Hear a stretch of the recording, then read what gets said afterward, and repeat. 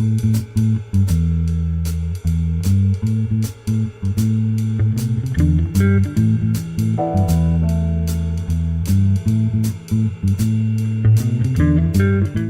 this is a part of a project that I've been working on with other scholars who work on the late Ottoman Empire and the modern Middle East.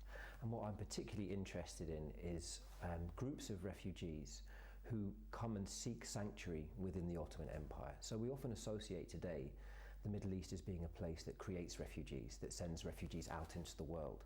But at the end of the 19th century and in the early 20th century, places like Palestine and Syria actually provided safe sanctuary for refugees coming from other parts of the crumbling Ottoman Empire. So in the paper, I'm talking about two particular groups, Muslims coming from Algeria and Muslims coming from Crete, who settle in Palestine and Syria as refugees and start a new life there.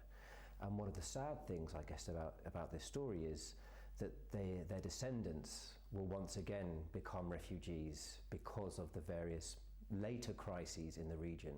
So the Algerians, for example, that settle in Palestine will find themselves displaced in the catastrophe of 1948, the Nakba, and the Crete Muslims who settle in Syria, of course, have become refugees more recently as a result of the civil war. So it shows that there are different layers to the modern refugee crisis that have their roots in older refugee crises. I'm not sure what lessons I would draw apart from the fact that, you know, the movements of people within history are fairly constant. And what we tend to do, particularly with modern movements of refugees and economic migrants, is to group them all together, to make them into this one homogenous group. They are Syrians, they are Palestinians.